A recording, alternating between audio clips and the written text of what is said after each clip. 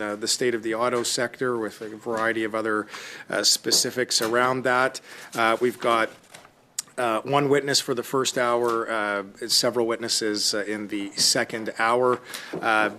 So we're going to get right into it here. All witnesses have completed the required connection tests in advance of this meeting. A friendly reminder to protect the health and well-being of our interpreters, that if your interpretation device is plugged in and not on your ear, to please make sure that it is on the sticker in front of you. With that, joining us online today, we have Jeff Hines, who is representing Stellantis here today. Mr. Hines, I believe you know that you've got upwards of 5 minutes to provide introductory remarks, followed by what will be a line of questioning. There's a pre-allotted amount of time to the recognized political parties around the table that we will follow. So with that, we're going to get right into it. Mr. Hines, the floor is yours of upwards of 5 minutes. Great. Thank you very much, and good afternoon to everyone. I just want to take a few minutes with an opening statement, then happy to take the questions that are necessary. Mr. Chair, honorable members of the committee, thanks again for the opportunity to appear before you today.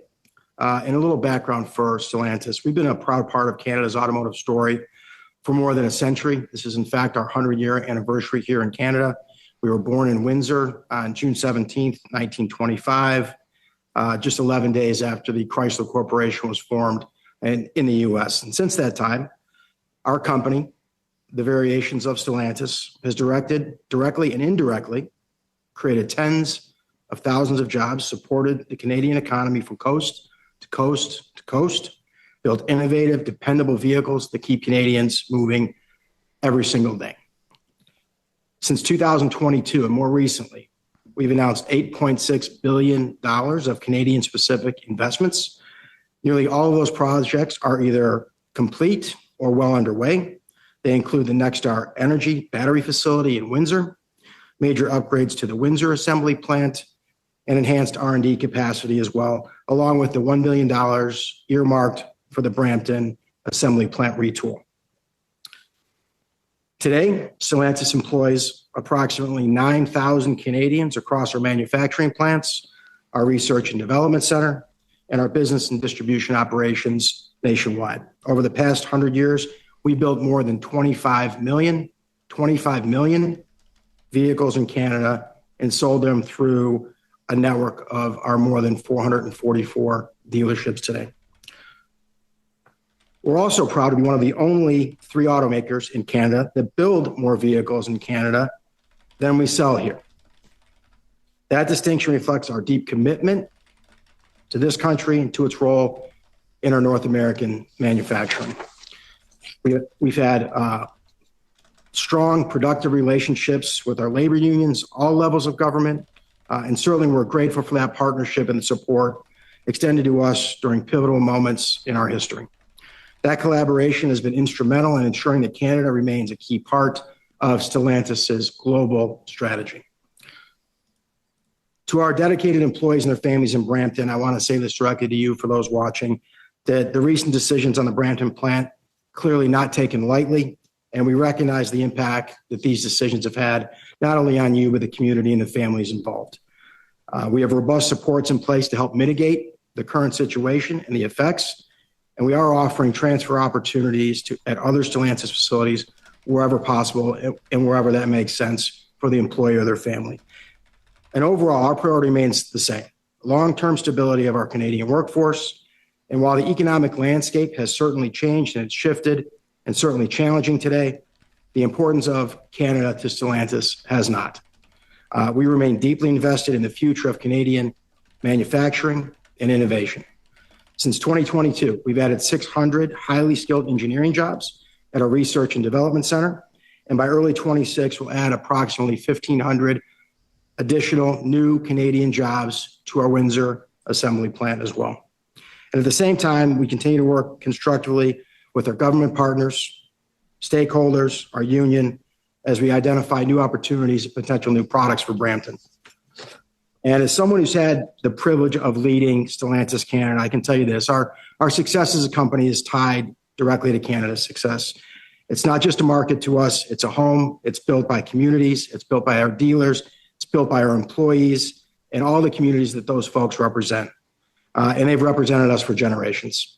The auto industry has faced challenges before, and each time it's adapted, it's persevered, and it's emerged stronger. And I'm confident that the Canadian auto manufacturing business can do so once again. And in closing, Mr. Chair, I just want to emphasize 3 key points that I think are important as we move forward. Number one, for more than 100 years, Stellantis has helped shape Canada's automotive industry. And that history gives us pride, it gives us purpose, and we want to look forward to the next chapter of building Canadian innovation, Canadian manufacturing, and growth across Canada. Second, with billions of dollars invested, thousands of new jobs underway, major projects that are nearing completion, we are committed to driving lasting economic value and reinforcing Canada's role in the global automotive supply chain. And third and last, we remain fully engaged, working with government, with labor, and with our community partners, working together to ensure a sustainable, competitive future for Canadian manufacturing, and more importantly, the people that power it. So thank you, Mr. Chair, and I look forward to the committee's questions. Very much. Madame Dandreau, I will begin 6 minutes. Thank you, Mr. Chair, and thank you, Mr. Hines, for being with us today. And of course, you are the President of Stellantis Canada, and you were invited to discuss the quite shocking news that Canada received just a few weeks ago that your company was moving the production of the Jeep Compass facility to Illinois in the United States out of Brampton, which laid off 3,000 workers and, of course, impacted 3,000 families there. And obviously, of course, in that announcement, your company announced a $13 billion investment in the United States that will create 5,000 direct jobs and countless more indirect American jobs. So very concerning, especially in light of the very considerable subsidy deals you signed with the Liberal government, among others. And so I would like to ask you about those contracts, sir. Just off the top, did any of these agreements that you signed with the Liberal government come with the jobs guarantees that Stellantis would maintain its employment footprint in Canada? Well, what I can tell you is that we are committed to our employees at Brampton, our employees in Canada.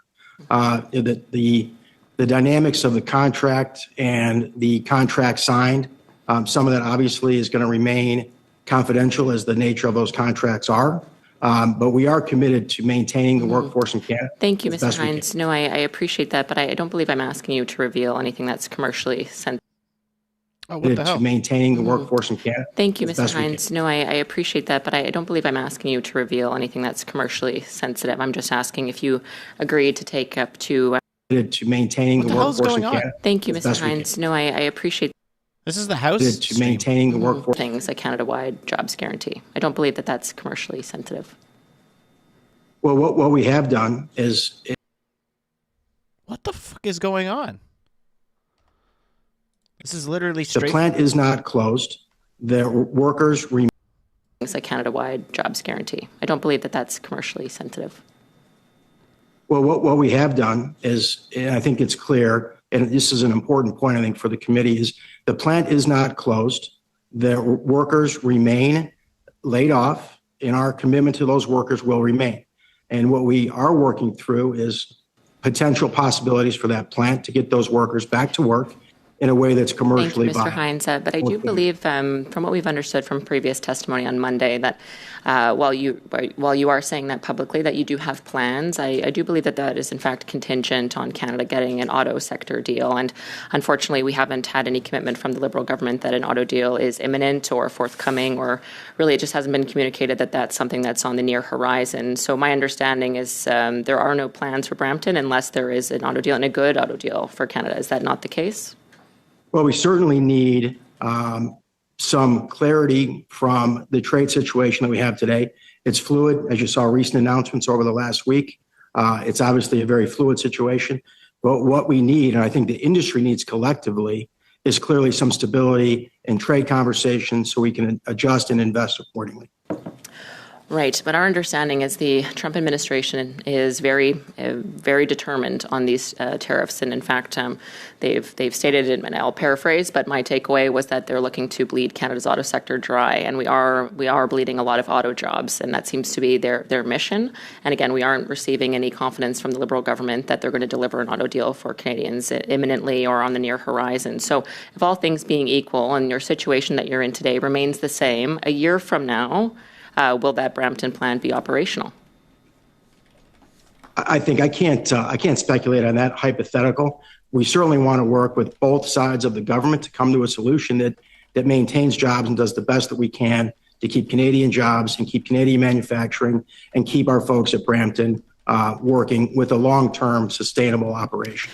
Thank you. We certainly want. Yeah, thank you, Mr. Hines. I'm just going to run through some of the funding commitments that came from the Liberal government that you're currently receiving. So over the past 3 years, Stellantis has received deals worth about $1 billion in direct capital grants to modernize and retool your Windsor and Brampton facilities for electric vehicles and hybrid production. $529 million of that commitment was from the federal government, from the Strategic Innovation Fund, and to my knowledge, over $105 million has already flowed to your company. And further to that, the Liberal government also committed to provide you support of up to $500 million through the SIF fund as well for capital expenditures for your Nexstar Energy battery plant in Windsor, and $268 million of that has flowed. So within those agreements, again, I'll ask you again, was there a Canada-wide jobs guarantee?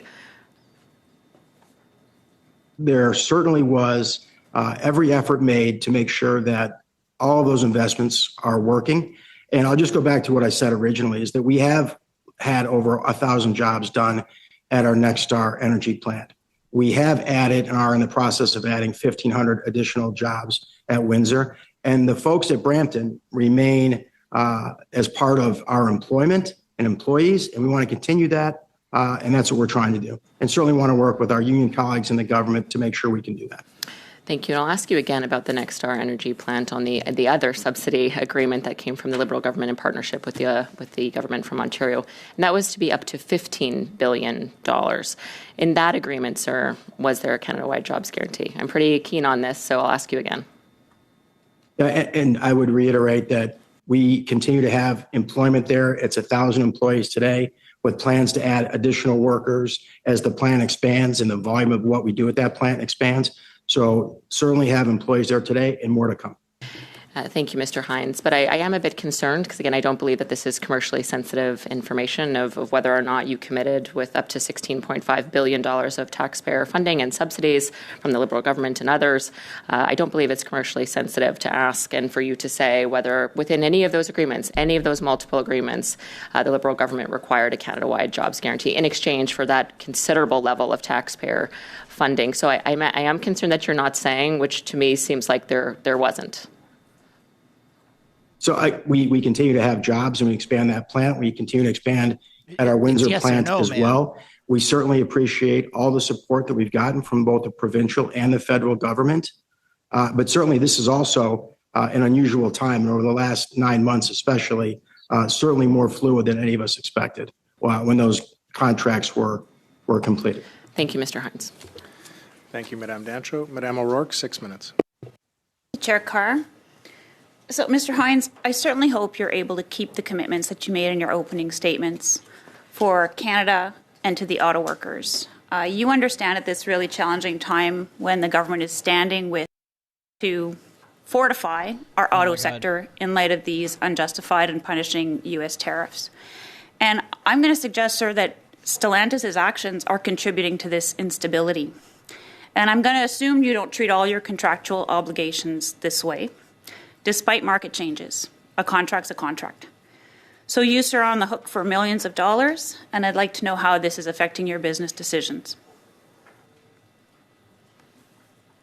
A few things I would say there, and I think that's a lot to digest. Number one, what we would like to get to is some clarity on the current economic and trade situation. As you can imagine, not a Stellantis only problem, and maybe not an auto industry only problem. Extremely difficult to make investment decisions given the current environment that we're all living in today. And so the first thing we'd like to get to is some level of clarity, whether that's through CUSMA, USMCA, but something that's going to get us to some level of understanding what the current trade environment is going to be so we can make the right investment decisions to get back on track here in Canada. Well, that's certainly the objective of the Government of Canada as well. I'm sure you would agree that we want to work with our industry partners and the auto workers to reach that stability, and that every effort is being made to do that. I just want to shift to Brampton for a moment. So while the addition of the third shift in Brampton doesn't really release you from any of the contractual obligations, it is welcome. So I would be curious to know, what are those plans for Brampton? So the plans for Brampton, as you can imagine, a little commercially sensitive, something we're not going to discuss publicly. But I can tell you that I have seen a couple different potential options for the plant at Brampton. I think they both make sense for Canada. And we look forward to when we get some stability to the current environment. I think it could do good things for the plant and good things for our customers across Canada. How am I on time? You got 3.5 minutes. Okay. So I am curious to know whether you worked with government prior to making this announcement, whether there was consultation with Unifor or the auto workers, and how did you arrive at this surprising conclusion? We've had consistent conversation with a lot of stakeholders over the past 9 months. Certainly, as some of the communication has gone, some commercially sensitive that we were unable to share, some that we did share, but we have had communication with all levels of government, especially over the last 9 months, where I would say some of our challenge was with the direct conversation we had with our Brampton workforce. A difficult message clearly to deliver, and I'm sure even harder to receive when we made that announcement a few weeks back. So certainly a lot of empathy for our workers in that situation, but we did have numerous conversations throughout levels of government over the last 6 to 9 months. Great. And my last question, Mr. Hines. Clearly, everyone's been rocked by these unfair, unjustified tariffs from the United States over the last 9 months. But going back in history, going back 5 years, how would you describe the soundness of these investments because of the quality of our workforce, because the quality of Canadian automakers? So these investments, would you say they were in line with global trends, that they were contributing to the efficiency of the production facilities? I would say they're a large part of the former FCA, going back 5 years ago, now Stellantis, a large part of our operations, great workforce across our Canadian footprint, and they were a big part of our success over the last 5 years. And as I said, much longer than that. So a certain element of Canada that's been a great big part of our collective business over many years. 30 seconds. Do you have an idea of the timeline when we will be able to hear what's next for Brampton, so give those families some hope? I wish I could give a definitive timeline, but as you can imagine, the situation today is so fluid, and the uncertainty in regards to our current trade situation and our current economic environment, I cannot give a timeline when that would happen. I do know this: the sooner we can come to some clarity on the trade situation and the current economic environment that we're all living in, the sooner we can make those announcements, and the sooner we can work with that plan with our union colleagues, our workers at Brampton, and the federal government as well. I certainly hope that we can count on you to stay in Canada, sir, and to continue to create opportunities for auto workers. Thank you. Monsieur Saint-Marie, 6 minutes. Oui, bonjour. Hello, Mr. Hines. Thank you for participating in this committee meeting. This is a very important study. We are very concerned. The American president, President Trump, is saying that he wants to bring back industrial jobs from the automotive industry back to the U.S., and he has launched this trade war, and we are now finding out that your company is going to move the production of the Jeep Compass from Ontario to Illinois. And at the same time, you're going to invest billions of dollars in the United States. So as parliamentarians, we are worried that the Canadian automotive industry, especially in Ontario, is as being undermined. So this decision to move the production of Jeep Compass from Ontario to Illinois, when did you announce it to the Canadian government? The official announcement to the Canadian government was done at about the same time we announced to the world.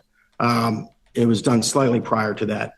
I will say we did have additional conversations on some of the challenges we faced across the board, going back many months prior. But I'll go back to your comments on, commitment to Ontario, commitment to the Canadian automotive footprint. We want to be in Canada. We have had a great, strong history in Canada. We've added 2,500 jobs roughly between what we have done at Windsor and what we've done with our battery plant as well, and then the additional engineering jobs that we brought to our research and development center here. So we are committed to Canada. We want to maintain our presence in Canada, and we've got a great history. We want to continue to build on that history. Merci pour votre réponse. Est-ce que aujourd'hui... Thank you for your answer. Can you guarantee today that Stellantis will not reduce its activities or the number of people it employs in Canada? What I can say is this, is we are fully committed to Canada, and that's why we're going through hiring processes now for the additional jobs that I mentioned in Windsor. The production there will start in February, so not that far away. We are committed to continue that expansion. We're committed to working and expanding our battery plant. So we're committed to Canada and want to continue to do that. Given the uncertainty of the trade situation today, obviously a very fluid situation as we're all dealing with, but we would like and we want to continue our expansions in our business in Canada. Merci encore une fois pour votre réponse. Thank you again for your answer, but this is quite worrying for me. Because I do understand the current circumstances, uncertainty. Many companies are facing the same situation. It applies to the automotive industry. But you're saying that you want to continue your activities and keep hiring people and keep the workforce you had, but you are not able today, at least, to let the committee know that you're going to maintain the same level of activity and the same level of number of employees or growth. So that's what I'm getting from your answer. And this, I think, is quite worrying to all of my colleagues here in this room. Now, in expanding, and that's why the additional jobs that I just mentioned, we're working through. We are not looking to shrink our footprint. In fact, it's quite the opposite with the addition of the 1,500 jobs and a third shift at Windsor. And we're not doing that for the short term. We want to maintain that for the long term. So we're looking to increase our employee footprint from what we have today. Merci pour ces clarifications. Thank you for clarifying. This is more reassuring. Now, with regard to the Jeep Compass that was produced in Ontario, what was the amount that was provided by the federal government for the retooling of the plant, and how are you assessing the impact in terms of the promises made? So what was promised and what was delivered? What we are working towards and what we want to continue to work with and collaborate with both our union colleagues and the government is a way forward at Brampton, a way forward that meets the commitments that we all collectively have made, and that has the potential to be a product that would not be the Jeep Compass as was originally planned. That's true, but something else that would fit the current environment, we think better than the Jeep Compass would today. Merci. Quels sont les principes? Thank you. What are the key factors that led you to move the production of the Jeep Compass to the United States? Well, I think it's clear from our comments that it's an important segment for North America. It's a large segment both in Canada and the U.S., and that's something that we need to get a new product to market in as quickly as we could. The current situation that we are all faced with, the uncertainty and the changing market dynamics that have happened over the last 9 months made that very challenging, very difficult to say the least. And those are the reasons that the company made that decision. Une très rapide dernière question pour ce. One final quick question for this round. If it wasn't for the tariffs and the commercial war initiated by Donald Trump, would you be producing the Jeep Compass in Brampton? I think there's a lot of market dynamics at play that impacted not only that, but the industry in total. So certainly multiple dynamics.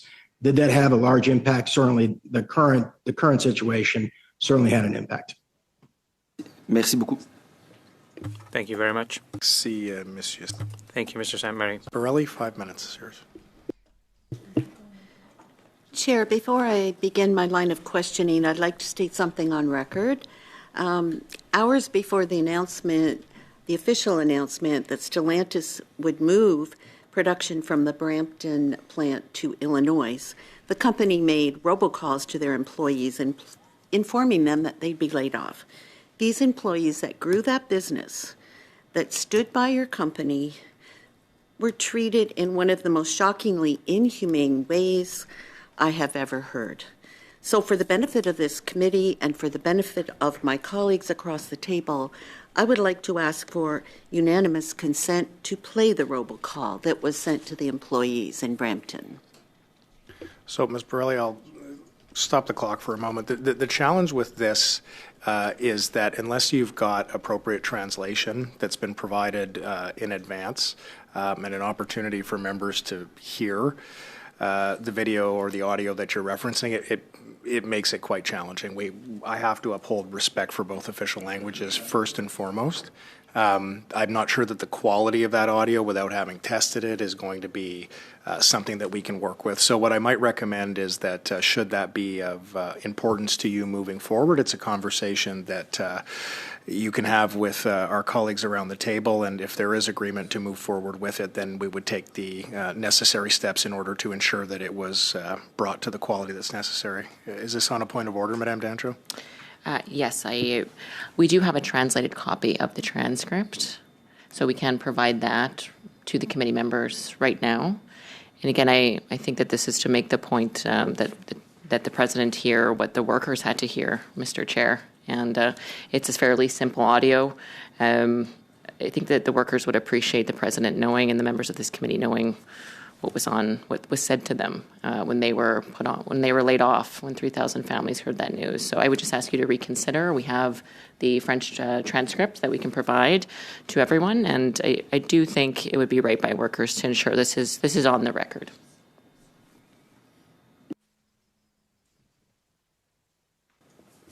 Just give me 1 minute to confer with the clerk. It's an unusual request. That in and of itself doesn't mean that I have to close the door on it, but I need to confer. Just give me a minute, okay, Ms. Burley? Thank you.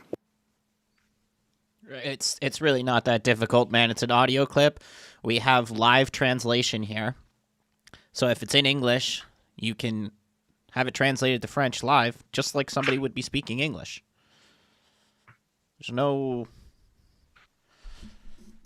It's fairly straightforward. But I'd like to hear it personally.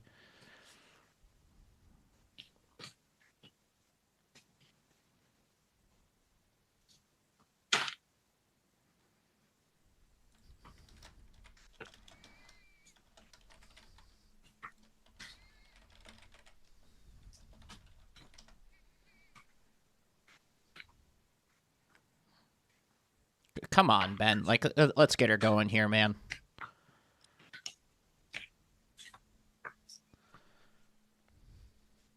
Okay, so my position on this is that from the chair's perspective, I'm not comfortable with having an audio or a video that I've not heard or seen, or the recorded transcript and translation to French. Having said that, you've asked to seek unanimous consent.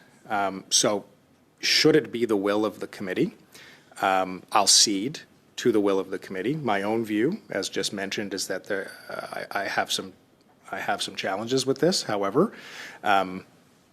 As I said, granted that you've sought that unanimous consent, I will look around the table. It's a little bit unconventional, and Ms. Borelli, this is going to eat into your line of questioning. I can't give you your time back. I'm going to pause here just for a moment in the event that a member wishes to speak to this. Again, this is very unconventional. However, in the spirit it's not a of, motion. You don't need to speak to it. Collaboration, I'm willing to grant some time here. Did you want to speak Yeah, to I'll this? just speak Mr. to this. Bernese? I think I'd be happy as a member of this committee to have the transcript read into the record. I think that's an appropriate thing to do. Into the record or played into? Read into the record. So you're not giving unanimous consent for it to be played? No. Okay, well then unanimous consent has not been given, in which case, Ms. Borelli, I'm going to afford you a moment to ask a question, and I'll try to be reasonable here. A minute of her time. So, sorry, are you on a point of order, Madame Yeah, Dancho? sure, Yeah, okay, go ahead. Challenge the My chair. understanding, Mr. Chair, I think she only did less than a minute of her time, and we've been on this UC thing since then. So she should have about 4 minutes. Yeah, I'm going to give a little bit of time here. Yeah, this is not a legitimate point of order. I have entertained this to yes, try it is to a be point of reasonable. order. Ms. Borelli, begin with your line of questioning. Okay, I'm not going to cut you off at any particular moment that's not reasonable. Just go ahead, but I can't grant you the entirety of it. Okay, go ahead. Thank you, Mr. Chair. Basically, going through this, we can pass around what the robocall said, but first in the robocall, they talk about the $13 billion they're going to invest in the states before they even tell the employees that they're cutting them off. They won't have their jobs. These are employees that have already been on layoff for 2 years and expecting to go back to work, and telling them that they're indefinitely laid off now. So I do have some questions in addition to that. Mr. Hines, is it common practice for your company to inform employees that they no longer have a future in your company by robocall? Well, first off, I would say there is still a future, and there is still potential, and there is still opportunity for all of our employees at Brampton. In the short term, making all the opportunities and all the available additional jobs at Windsor, if that fits for that family or that employee that is currently laid off at Brampton. We are working with our union colleagues to extend benefits to those folks for a longer period of time than was originally provided to in the contract. We want to try to take care of those employees, but certainly I can understand and appreciate the frustration of the employees and of yourself and how it was done. Certainly a challenging message at the very least. And we want to try to do what we can for those employees moving forward. So, Mr. Hines, unemployment benefits are meant for a short term. Years and years of unemployment benefits do not pay the mortgage and do not put food on the table. So I hope those workers in Brampton get back to work really fast. In addition, for 100 years, workers in Windsor have depended on the work available at the assembly plant that provides stable income for my community.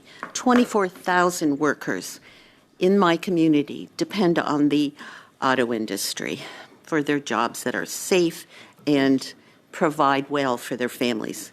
This would include the third shift that was recently added to your plant. Will you ensure workers in the Windsor area that their jobs are secure? Do you intend to maintain your footprint in Windsor and in Canada? That is fully our intention, And we're excited to bring on 1,500 new workers. We're excited to bring the capacity of that plant to 200, 210, 220,000 units that we're going to build in Canada each and every year. So we're excited about getting those employees and getting that plant building even more than they do today. I'm really glad to hear that. Thank you. You promised my community that the Nexstar battery plant would create 2,500 direct jobs. Is that still the number? When will you reach that number of employment at that plant? As I mentioned before, we're at roughly 1,000 today. It continues to grow. I think the market dynamics across the North America market as well as Canada have shifted a little bit, and I think that's something we're taking into account. But our plans are continue to expand at Nexstar and expand some of the capability at the plant and continue our progress there. That's good to hear, but I believe you had a commitment to provide 2,500 jobs within a year of opening the plant. Is that not true? I don't have the timing in front of me, so I cannot answer that question if that was a year from the time that it opened. My apologies.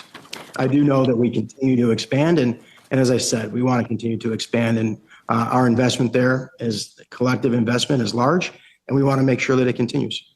Thank you so much. Does she have one more? Go ahead. Finish your question. If you have another question.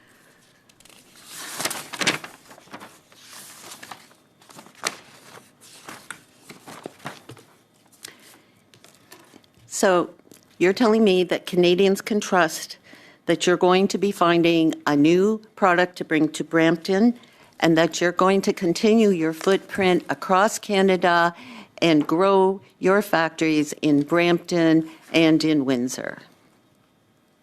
And I certainly have stated that. And the first step in adding jobs across Canada is the 1,500 that are coming to Windsor. That's ongoing. We're excited about that. But I will be clear that we need the market dynamics to settle down. We need some consistency in our trade policy moving forward. And that's what we really need is step one, so we can do all of the things and continue what you just mentioned. But we are adding 1,500 jobs, and we're very excited about that and can't wait to get going. My community's depending on you keeping your word. Thank you. Thanks very much, Ms. Borelli. Mr. Erskine-Smith, 5 minutes. Mr. Erskine. Thanks, Chair. Oh, wow. You mentioned in your opening remarks, you said, I think I got it right, it's not just a market, it's a home. That's what you said when you were talking about Canada. Now, you've been a little bit high level, a little bit vague. You talked about economic landscapes changed, unusual time, fluid situation. Maybe you can be a bit more specific. Tell me about the market decision to abandon thousands of workers in your home at the worst possible time when our auto sector is under attack. Walk me through that in greater detail. Well, let me digest that for a second. Certainly a decision that was not taken lightly by anyone at Stellantis or anyone locally here in Canada. Certainly a challenging decision to make. But the current tariff situation, the unknowns that the current market has given not only Stellantis, and not just auto manufacturing, but the historic partnerships that we've had for products that we make are certainly challenged in today's environment. And that is primarily what led us to make some of the decisions that we had to make. And I got to jump in there because as of February 2025, there's the retooling is paused, and your company makes a public statement to say this does not change our previously announced investment plans for Brampton. So, less than a year later, things have drastically changed, and you walked away from that commitment. Can you explain that? Certainly. And what happened between then and the time that we had our announcement is the economic uncertainty of our trade policy today. And that's primarily number one. We certainly need the U.S. No, you've been very clear. You've been very clear. So it's previously in answer to a block member's question, you said, lots of different factors, but it's the tariffs. Let's be honest with ourselves, it's the tariffs. So certainly a large part. 100%. So can you be clear, Canada's your home. You said, I think you said you're a proud part of Canada's automotive story. Tell me what you think about the tariffs. Should President Trump rescind the tariffs? Should he stop his attacks on Canada? Are the tariffs against our auto sector a bad idea? I would say this. I think from our perspective, clarity on trade policy helps us invest in the short term, midterm, and long term. Clarity for a moment, but forget about clarity for a moment. You've said you're a proud part of Canada's automotive story. You want to be a big part of our future. You say Canada is your home. It's not just a market. It should be easy to say tariffs on Canada's auto sector is a terrible idea. Can you say it with me? What I will say is my own words, not yours, if I could be so kind to say my own. And if you'd allow me to continue, I do think Canada is our home. We have been here 100 years. We are continuing to invest in Canada and want to continue to do so. But certainly, we want a policy that works for our manufacturing. Oh my God, man. What is with this committee?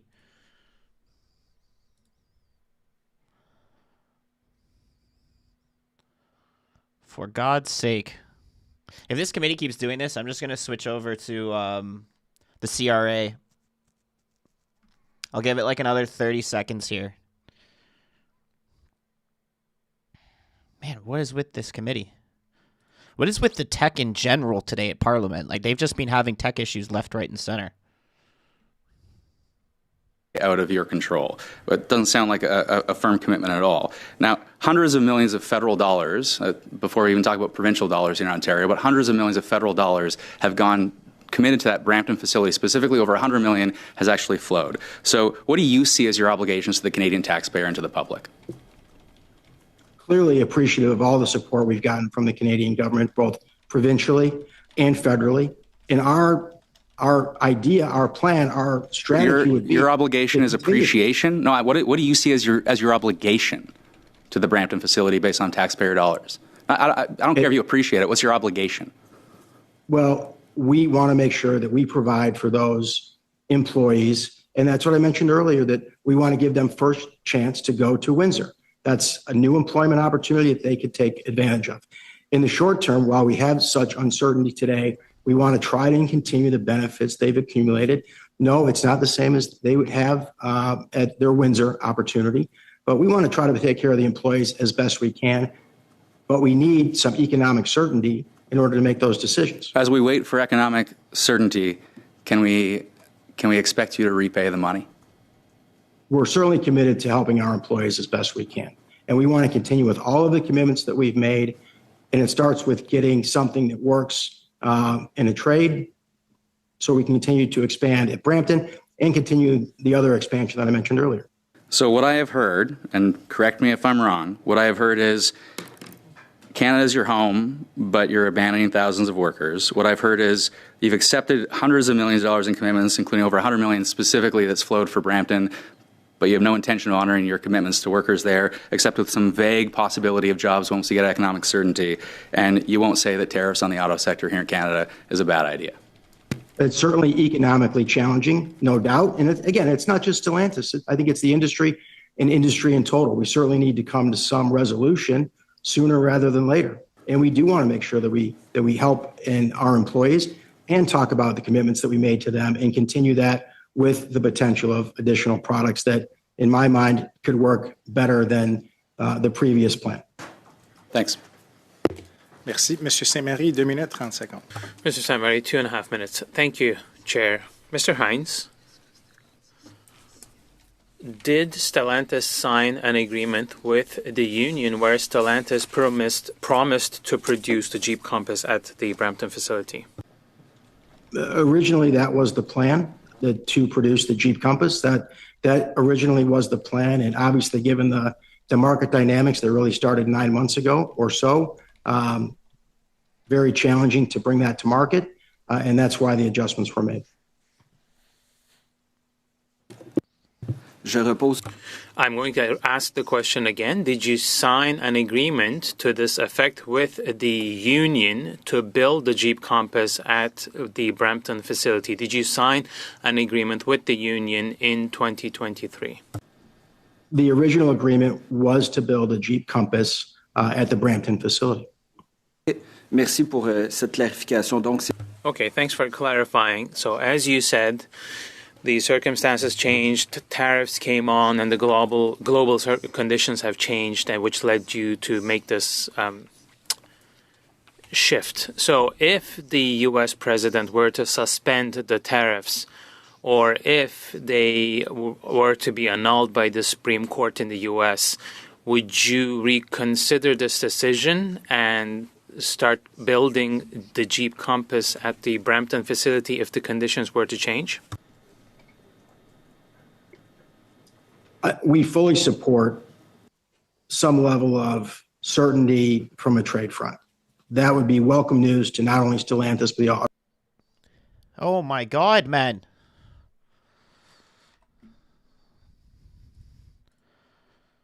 Okay, you know what? It's a block round anyway.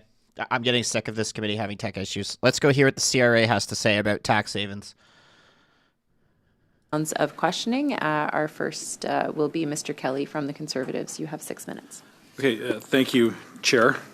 So in 2018, the Auditor General identified offshore transactions as highly problematic. The Auditor General pointed out that with regular Canadians, small business owners, ordinary taxpayers, when the CRA would request a receipt or information to support a claim, the tax filer had 90 days to comply, and then the taxes would automatically be assessed in absence of production of the document. However, for other taxpayers, such as those with offshore transactions, we found that the time frame to provide was extended for months or years. So it was the Auditor General's finding that offshore filers are given a break by the agency, that after months or years of non-compliance with requests for information, taxes would simply be waived.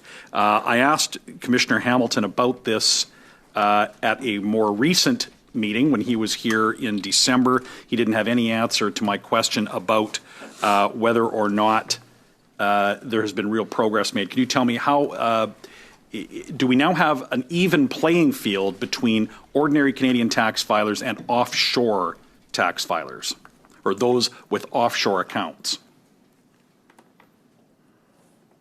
Alors, Madame la Présidente, je vais commencer la... Madam Chair, I'll start the response and then I'll give the floor to my colleagues who are specialists in verification. We do not manage those files the same way, but we make sure that we are fair in the management of those files. Some tax filers are better equipped than others to respond to our questions, and we consider them when we are giving them deadlines. Now, the deadlines could be longer with some tax filers, but we try to be as fair as possible. But let me give the floor to my colleagues, maybe Adriana, who will complete the answer and tell you how we carry out checks. Thank you, and thank you for the question. It's true that the OAG review did reveal that there appeared to be some inequities between the treatment of the taxpayers in certain categories. There is an acknowledgement that the offshore transaction audits involve complex arrangements that require extensive information gathering activities. That does necessitate more time for the auditors to obtain that information. Okay, that said, if I may, I'm sorry. There was quite a bit of time there for a response without an answer, which is do we have shorter time? So I'd like to skip through and just get you to answer this question. The recommendation was accepted by the agency, and that the agency should set time limits around these audits. Are there limits? What are they? And how short are they? What's the gap between regular tax filers who have 90 days and offshore filers? Thank you. So since that report, we did publish a communique to all of our auditors, and it is available online, that standardizes the timelines around audits. It has dates, timeframes associated with information requests detailed in that communique. So they get more than 90 days? It's a 30-day time frame. And there are extending circumstances where timeframes may be lengthened if the situation warrants it. Okay, thank you. So the Brookfield Asset Management, under the management of the current Prime Minister, when he was there, he oversaw the creation of 3 funds, Brookfield Global Transition Funds 1 and 2, and the Catalytic Transition Fund. These funds were domiciled in 2 in Bermuda and 1 in the Cayman Islands. Are these locations tax havens?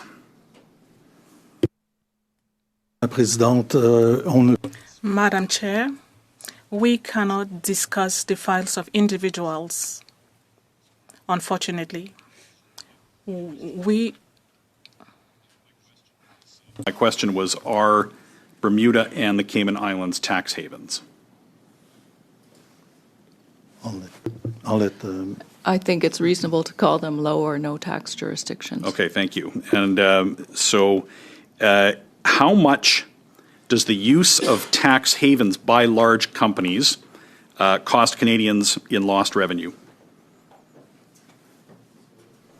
Présidente, c'est un...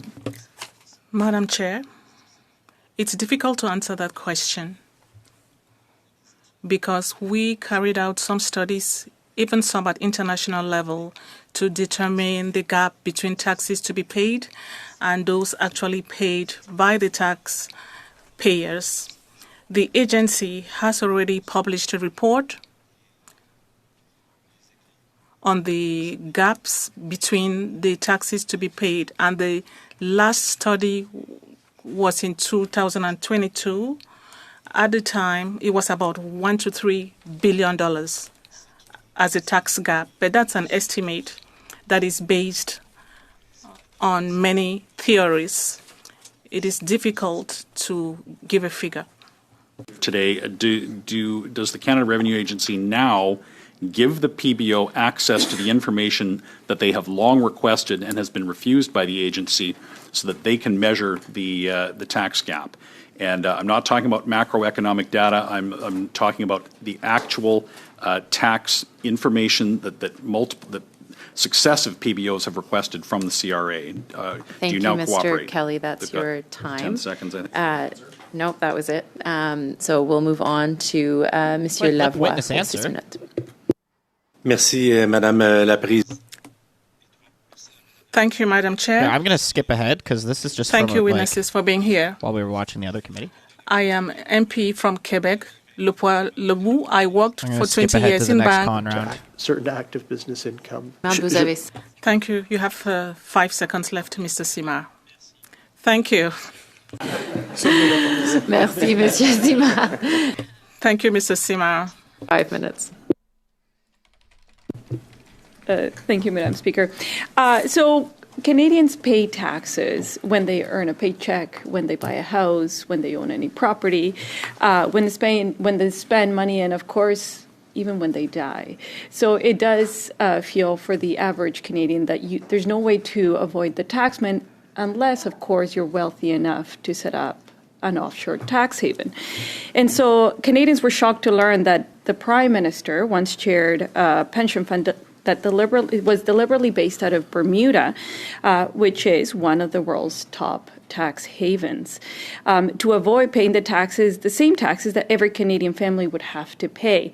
Could you please explain in plain terms what a tax haven is, why corporations use them, and what challenges the CRA faces when trying to collect taxes from entities that operate in Canada but shift their profits abroad?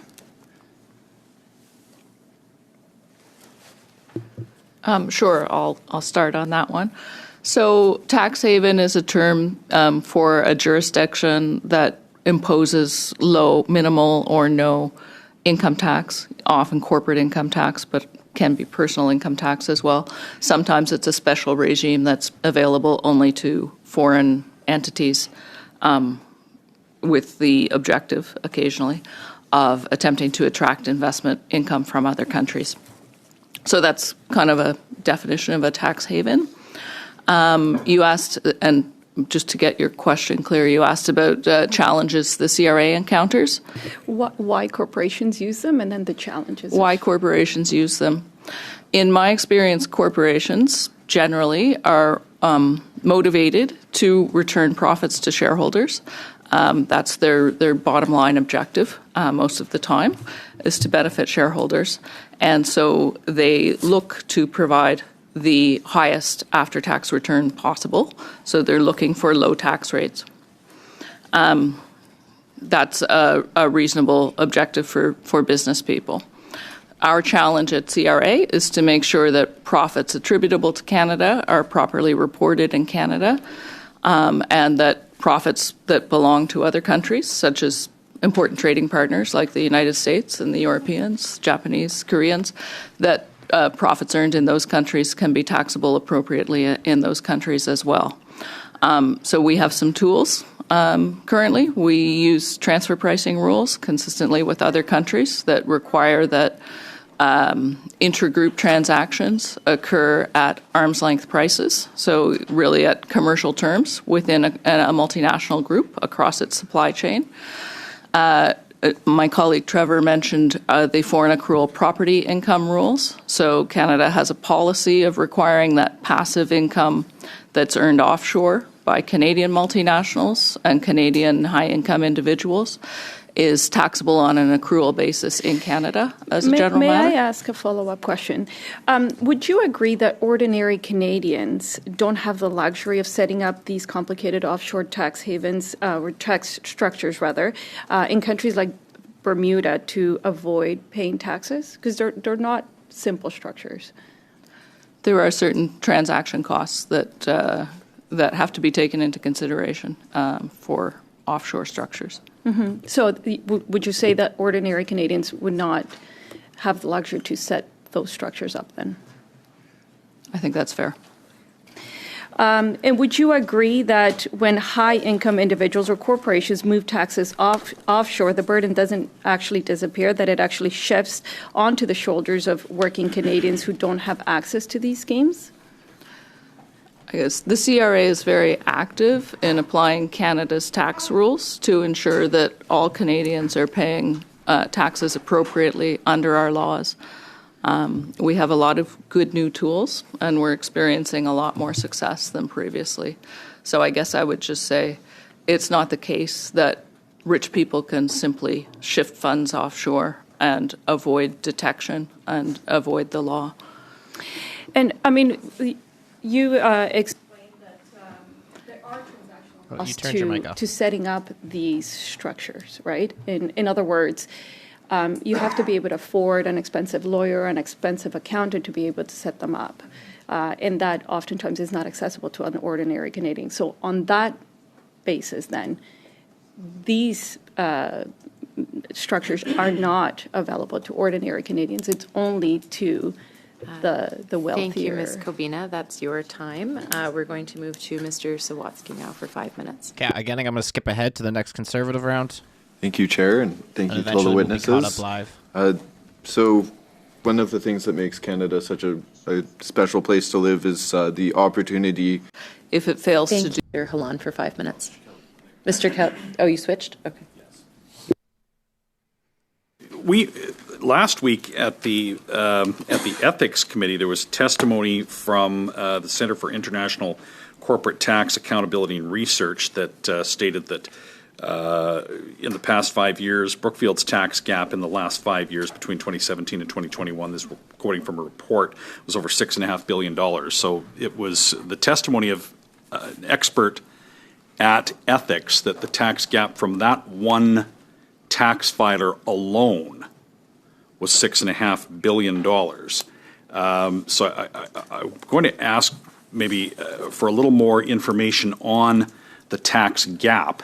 Does the CRA now comply with the request from the Parliamentary Budget Officer to give the PBO the information they have long requested, audit information, to measure the tax gap independently? We do now produce a tax gap study at the agency following international best practices. Okay. What I asked was, do you supply the information to the PBO? I don't have a precise answer on this. I don't know if the team can. I know that we have some challenges with sharing some of the information because of the Article 241. But we do publish gap tax studies. Yes, now. with your own method, yes, you do. And the problem that Canadians have is, for example, 10 months ago at this committee, we had testimony from, I believe it was the commissioner himself, who said that they were at sort of a 95% call answer and accuracy rate at the CRA's call centers, which has been completely debunked by the recent Auditor General report. So we would like to have the PBO get the information so that they can independently measure the tax gap. But if I may move to a different question, how many criminal convictions has the CRA seen through for offshore tax evasion, let's say for the most recent year you have information? So I'll turn to Eric Ferron for an answer on this one. So Between 2020 and 2025, we had 14 convictions with sentencing related to offshore tax evasion. We currently have 25 cases that are either being investigated or are before the courts. That's it? So in a country with an economy in excess of $2 trillion and 41 million people, were there only 14 cases of criminal tax evasion in that 5-year period on overseas avoiders? Yeah, if there's more tax evaders than the 14 that were found guilty in those 5 years, I assume that, yeah, they might have been there. But those are the ones we investigated, that we've received referrals and investigated, referred to the PPSC. They accepted to lay the charges, and that they were able to bring to prosecution and get sentencing. Okay, so you've successfully prosecuted less than three cases per year. Pretty much. Well, what we said is 14 in those 5 years, yeah. So less than 3 per year, okay, on average. We don't prosecute, right? It's the PPSC. Right, you investigate and provide the information. So we make the referral and they'll review. Yeah. Okay. I'll maybe just I've only got, I think, a minute left. All right. So 2 years ago, the then finance minister sent a letter to this committee regarding about the need to update our terrorist finance and money laundering legislation. So I'll put the question to FinTrack. What do we need to do to update this act, and why has it not happened? Sorry, you have 30 seconds. Thank you for the question. I think there's been a number of legislative changes in recent years, and currently Bill C-12 contains measures that would further strengthen the regime. Okay. The statute, has there been we need a statutory review, though. Would we go beyond what's in C-12? Correct. Is that fair? Okay. Correct. Thank you. I'm good. Thank you very much, Mr. Kelly. We'll turn now to Mr. Turnbull for 5 minutes. Okay, well, thanks to all the witnesses for being here today. I wanted to ask further, Mr. Lemieux, I think you said in your opening remarks that there were critical legislative changes and policy reforms that have aided. Okay, I can skip ahead. Money and bank and now accounts this is live. Internationally. So I can't skip ahead anymore. At least we can get rid of crypto asset Turnbull's reporting framework proposals being developed at the OECD and included, draft legislation I think was released on those. We have enhanced reporting on cross-border transactions in the T1135 form and with on electronic payments of more than $10,000. So we have a lot of significant reporting requirements that have been introduced, each of them with serious penalties for failure. Very quickly, do you know how many people are convicted every year for tax evasion? Do we have comparables with other countries? J'ai pas les comparables. I don't have any comparables, but over the past 5 years, from 2020 to 2025, 100 people were found guilty, more than 100 people. It was 106 to be precise. Thank you very much, Mr. Ferrer. Your time is up. Time is up for the round. Thank you, Mr. Sima. We will continue with Mr. Lefebvre. We have about 8 minutes left. Do we do 4 minutes for the Conservatives, 4 minutes for the Liberals? Perfect. Mr. Lefebvre, go ahead. Initially, we talked about improvements at CRA. Every time we read articles that were published recently, it seemed to be a disaster. What method did you use to analyze your organization? En fait, ce qu'on regarde, to assess the impact of implementation of new measures and implementation of new audit teams, we really look at the results of our audits. How much money was the agency able to recover? Money that was owed by taxpayers. When we do our audit, we add up the amounts, and we could ask people to pay a top-up. No, we are talking about figures. We're talking about the quality of services that are provided to Canadians.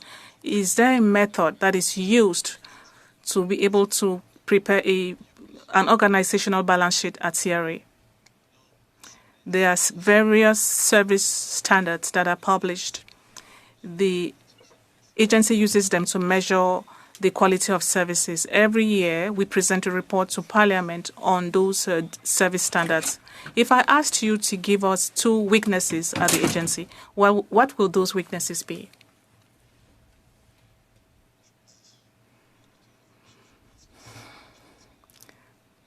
I think I would leave it up to people to judge us on the basis of the results we publish. I think from what we've seen recently, we have work to do when it comes to services. We have created plans to address the service problems identified, but you should know where the weaknesses are in order to implement your plan of action. For now, the agency is working a lot on providing information to people who call our agency. I think our colleagues discuss this a lot in parliamentary committees. We have a 100-day plan. Not only do we need capacities for calls, we are trying to find out what we can do to help people access services themselves online. We are trying to find out where we can offer more rapid services so that people will avoid having to call the agency. At the beginning, you talked about new technologies. You talked about AI.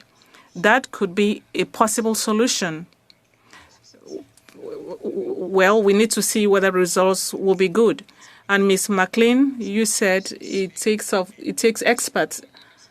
We need experts in some specific cases. Do you think that it's by investing more money that we will improve? Because what we're seeing now is that there's a 70% increase in investments over the last year, and there are still organizational challenges, and I'm being polite. I don't believe that is what was announced by the Liberals. They wanted to add more money to CRA to obtain results. I think we need an organizational balance sheet to find out what the strengths and weaknesses are, work with the dashboard, and then after that, we'll find out what the investments will be. Do you agree with me? Brief answer, please. Our commissioner said this already. It's not simply adding resources.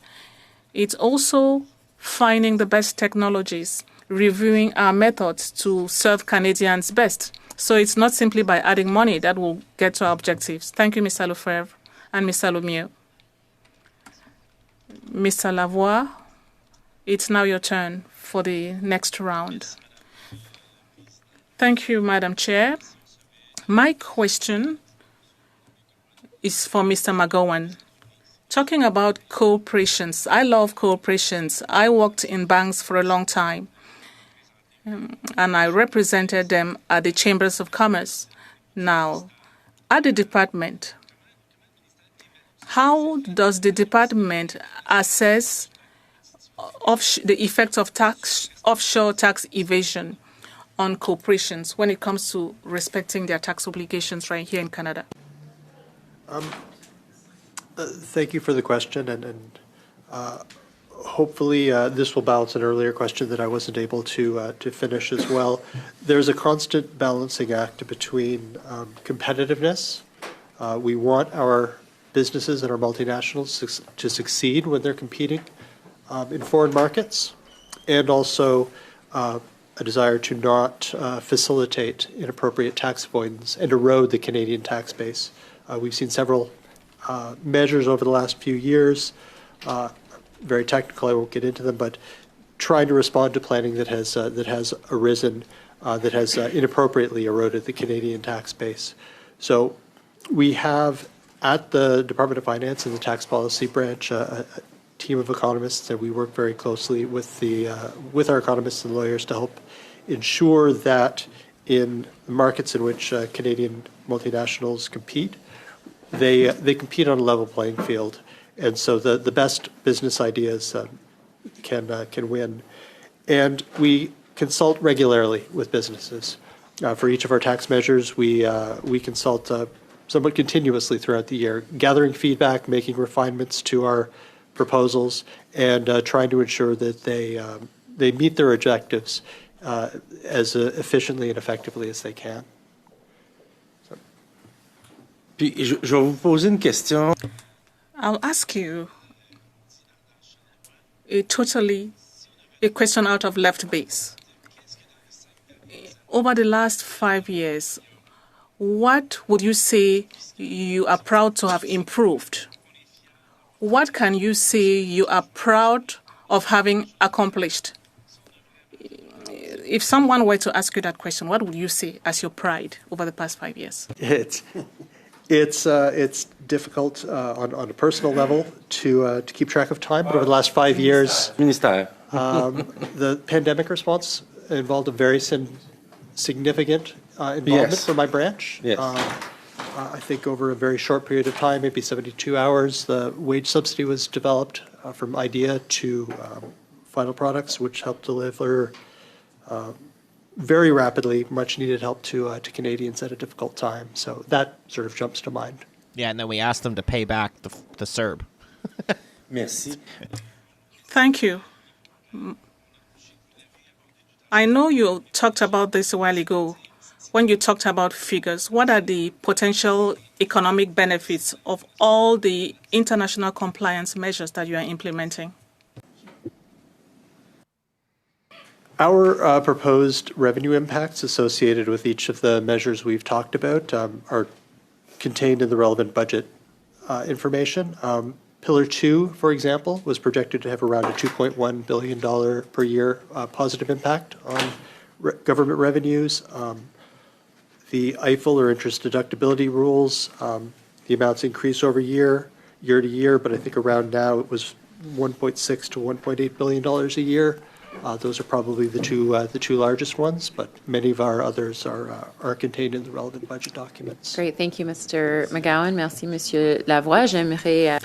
Thank you, Mr. Lavoie. I would like to thank all our witnesses for being here today. Suspend while we change over for the next part with the Parliamentary Budget Officer. Thank you. Okay, so while it's suspended, probably be about 5 minutes. Let's see what we can tune into in the meantime.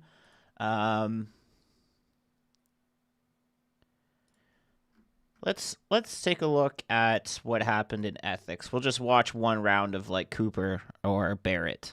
But like I said, the reason why we weren't covering ethics is because they have some really boring witnesses. They have like one professor from McGill and somebody from an organization I've never even heard of. Like there's no big witnesses in this committee today. But they at least had, it's a good topic still. It's still the same topic of Carney and conflict of interest. So let me see if I can pull up Cooper's round. And we'll just watch that for 5 minutes while we wait for the PBO in the Finance Committee.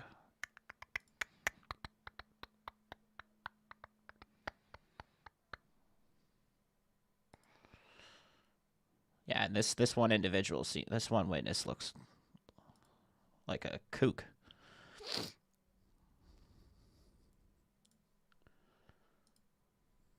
Where's Cooper? I should be on it any minute now. Block. Still block. Mr. Terrio. There we go. There's Cooper.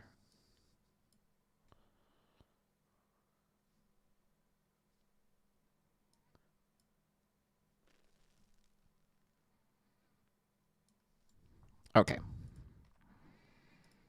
Merci, Mr. Terrio. Thank you, Mr. Terrio. First round, we're going to our second round now, starting with 5 minutes. I'm going to have to stay on time here, if you don't mind. We went a little longer on the first round on some of the questions. Mr. Cooper, you have 5 minutes. Go ahead, sir. Thank you, Mr. Chair. Mr. Knoebel, I just want to go through some of your testimony and to make sure that I understand it correctly. Is it accurate that blind trust misuse is a problem? The question is whether blind trusts are a problem. Is that the question? Is blind trust misuse a problem? I mean, I would say any misuse of a company or trust is a problem. I would also personally think that. Thank you for trust, that. And therefore, as I understood your testimony to be that blind trusts are not a sufficient safeguard. Correct. Could I expand on why? Or? And what I understood you to say was that the best safeguard is transparency. Did I get that right? Yes. Okay. So we have a prime minister whose answer to everything is that all of my assets are in a blind trust, so everything is okay. Now, that, based on your testimony, that isn't sufficient, but there's an even bigger problem, and that is because the Prime Minister set up 3 multi-billion-dollar investment funds that he registered in Bermuda and the Cayman Islands. The Prime Minister is entitled to something called carried interest pay. That's essentially future bonus pay based upon the performance of those funds. The Prime Minister picked the companies. He knows what the holdings of these funds are. He's disclosed the 3 funds, but he has not disclosed what the holdings are in these funds.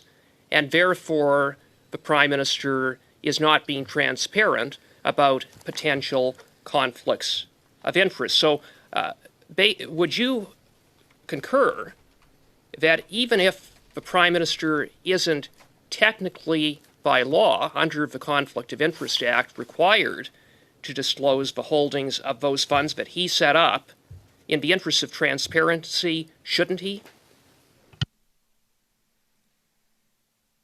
I mean, I understand that people will usually abide by whatever laws they have to comply with. And again, of course, a prime minister or a public official has a higher responsibility or a higher role model. I would still expect any citizen, especially high net worth individuals, to still disclose all the assets that they have.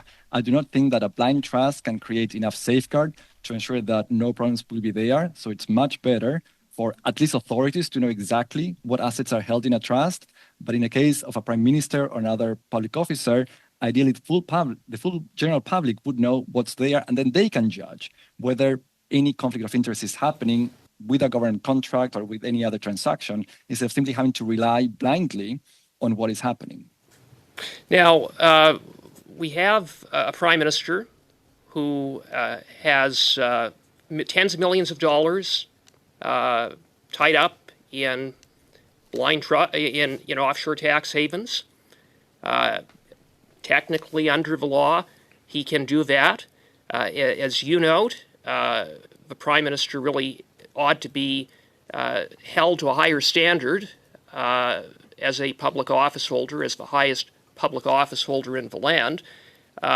In your view, should the Conflict of Interest Act be amended to prevent public office holders from using tax havens? Does that, to you, seem like something that would make sense? I mean, again, as I said earlier, I feel like the biggest concern is what is defined in the country as tax haven, because if you're only covering maybe small islands, they can still be using major financial centers that may not be considered a tax haven by Canada, but can create just as many risks as a small island. And I would expect that, again, to be used for everyone. I mean, like that same standard. Of course, a public officer, but anyone that there will be a disclosure. Maybe some countries have chosen for full prohibition of going for a tax haven. At least another alternative is to be explained why exactly you need to go to a tax haven, why only a tax haven would offer you something, and whether that is a reason just to reduce their taxes or escape other laws that would apply in Canada to anyone else, or if there's a good reason that is not about a tax, it's not about reducing taxes or escaping any law. So maybe there is one. I can't imagine one, but maybe they have a reason. Okay. So thank you, Mr. Knoble. Mr. Knoble, I'm going to ask you, we're having trouble with the interpreters with your microphone. I'm just wondering maybe if you could just sort of bring it a little bit closer to your mouth, lift it up a little bit. It might... Okay. PBO time. Let me close these other tabs. Boom. And certain jurisdictions are disproportionately large compared to their economies. Some of these jurisdictions have been recognized as tax havens. In 2022, we published an international comparison of the Canada Revenue Agency's performance, which compares Canada's tax administration performance with that of comparable countries on a set of indicators, including the cost of collection and the value of additional assessments. Nous serons heureux de répondre. We will be pleased to respond to any questions you may have regarding our taxation analysis or any other publication by PBO. Thank you, Madam Chair. Les 5 minutes les plus Those were the fastest 5 minutes we've ever seen here. Thank you, Mr. Jacques. For 6 minutes. Thank you. In your recent appearance at the Government Operations Committee, you said, quote, the most important fiscal anchor is the debt to GDP ratio. The government is not on track to achieve that fiscal anchor, a fact that you then went on to call, quote, very alarming, stupefying, shocking. This is the first time in 30 years that I've seen one in which the ratio is going up over time, unquote. This caught a lot of Canadians' attention. It was an alarm call for Point of order, fiscal... I have to ask about relevance. Point of order. The standing orders, relevance to the study at hand on tax havens, which was a conservative study. I'm not sure that this is relevant to that study. Okay, on the point of order... it's very relevant. On the point of order, and I had not got to my question, which was about to come and is germane to it. But the witness the witness had said that he would take questions on any of his publications, which suggested a pretty wide set of latitude for this meeting. So, if I may. And on that point of order. Okay, so, I heard Mr. Turnbull and then Mr. Hallan on the same point of order. Just because the witness said that he's open to questions on any matter does not mean that we're not here to study a motion that the Conservative Party put forward that we agreed to in this committee, and that defines some general parameters for the types of questions that we should be able to ask. So based on relevance, Chair, I would advise that that maybe Mr. Kelly could be bumped back into the lane. Thank you, Mr. Turnbull. Mr. Hallan on the same point of Madam order. Chair, just a precedence on this committee that Mr. Turnbull has been on this committee before, that whenever the Parliamentary Budget Officer has come here, there's been a wide latitude given, just like any minister comes. There's been times when the Liberals have asked many questions outside the realm of the current study, and there's precedence on that. So I would ask that you rule that there's a precedence in this committee where even a parliamentary budgeting officer like Mr. Jacques have a wide latitude on what kind of questions he asks. And that, I believe that's why he said he's also open to taking questions about any other report.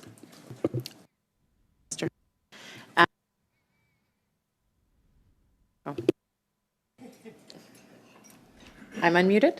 Yeah? Okay, thank you. Mr. Kelly, I think you can proceed. Obviously, this is a study on tax havens, so thank I look you. forward to hearing your question. I have 43 seconds in, I think, when we hit the point of order, so I'll continue from there with 5 and 17 left. So you had testified at the committee about the shocking scenario we now face of first time in 30 years, one of an ever-increasing debt or a debt to GDP ratio going up over time. So we are studying tax havens. Does the use of tax havens contribute to debt to GDP in that it constitutes loss of tax revenue that is made up with borrowing? So this stupefying scenario that we face, may I ask then, how does this connect to tax havens and the failure of this government to collect revenue? Thank you for the question. As you point out, there is a direct connection between the measurement of the overall debt to GDP ratio, and in particular the revenues that the government collects and tax havens. Is well established by the reports that we've published in the past, as well as those of the Canada Revenue Agency and other jurisdictions. There is a sizable tax gap in most developed countries, including Canada, and that results in a situation where there are, I believe my predecessor used the number billions of dollars that potentially go uncollected.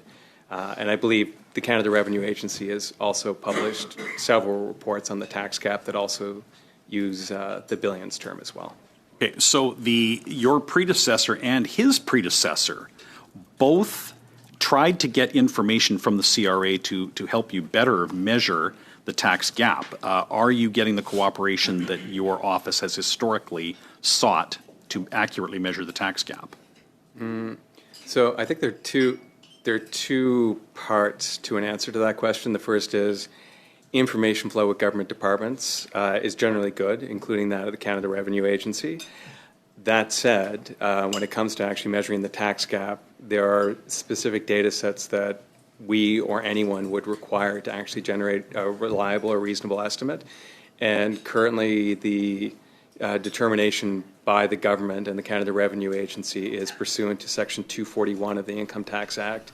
The Parliamentary Budget Officer is not eligible to gain access to that data. Okay, so that has been unchanged then over the years. You still lack the tools you lack information that your office would require to even test or to verify independently the CRA's estimates of the tax gap.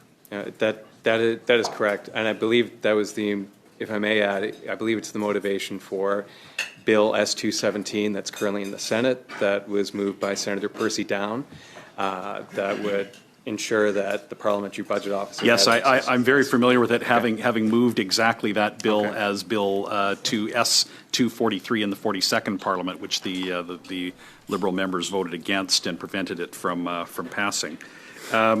So the increasing debt to GDP ratio, which is exacerbated by the use of tax havens by Canadians that are avoiding taxes. What does the increasing debt to GDP ratio mean for Canada's credit rating, its ability to borrow, and its effects on expenditure if these fiscal anchors are completely jettisoned, as you have said they appear to be in your OGO testimony? I don't know that I used the word jettisoned. I know it's a word that I'm familiar with that word. I don't know. I use many words in that OGO testimony, and I think as members around the table realize, I'm attenuating to my new circumstances and learning to avoid using adjectives. With respect to debt to GDP, I would say I would go back to the government's own words around debt to GDP. So the government, going back to page 38 of the 2024 December Economic and Fall Statement, indicates that the debt to GDP anchor, and in fact a declining debt to GDP ratio, is the most important fiscal anchor for demonstrating fiscal sustainability and is essential for securing and sustaining Canada's AAA credit rating, period. And those are the government's words in our office, and I certainly agree with what the government said. Okay, so according to your office and according to the government itself, our AAA credit rating is imperiled by the absence of fiscal anchors and the prospect of a declining debt to GDP ratio in the years to come. A very brief response, please. I don't believe I used the word imperiled. I don't know if I would agree precisely with that statement. The debt to GDP ratio is certainly an important fiscal anchor and something we look forward to. And again, given the mandate of our organization in promoting fiscal transparency, something we certainly look forward to on November 4th is much greater clarity. There for this round. I'll turn now to Mr. MacDonald for 6 minutes. Thank you, Madam Chair, and thank you to the witnesses. Can you, I'm sure you've done analysis, so can you let me know, with Canada's tax avoidance, and the previous witnesses talked about evasion and avoidance not been criminal activity, but certainly costing Canada money. So as a percentage of our GDP, would you be able to speculate how much that would be and how that compares to, for instance, the UK or Germany or Australia, their levels of tax avoidance?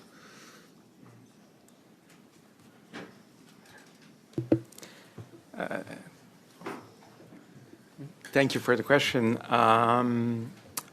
We haven't done the analysis specifically, and because it's avoidance, it's hard to determine the exact amounts, and I don't think there's any international comparison because the tax systems are different as well.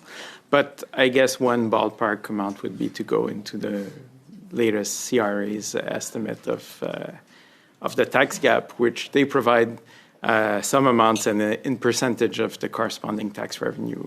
I don't think they do it in percentage of GDP, but it's an easy calculation. And it's something we could do if requested by the committee with a motion.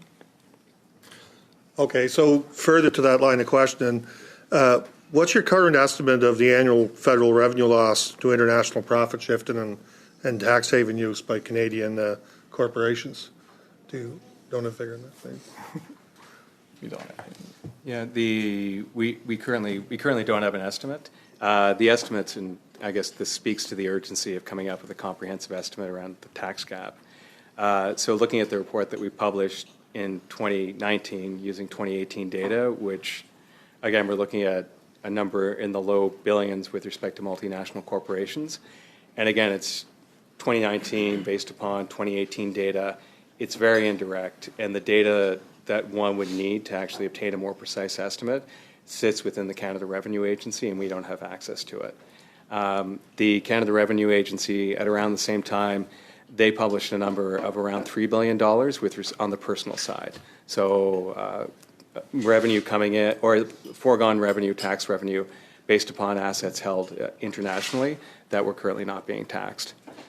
So in previous hour, the witnesses from Canada Revenue Agency told us that they'd put in new measures, and so those new measures, like the fully public beneficial ownership registry and the mandatory country-by-country reporting, do you think those are going to improve the situation in compliance with our tax laws? Or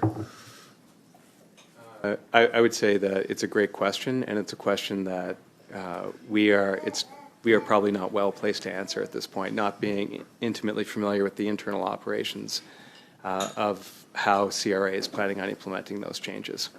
But certainly, if there was more data and more information, we'd be happy to analyze it. So there's suggestions that the minimum global tax might be set at 15%. Would you be able to speculate on how much revenue Canada could recover if that is fully implemented? I think 2 stages of it is implemented now, and there was a third piece that's getting reviewed. I think one interesting point also with the global minimum tax is that the way the current rules are set up, usually it's the country in which the multinational is headquartered that has first bids at applying this 15% minimum rate.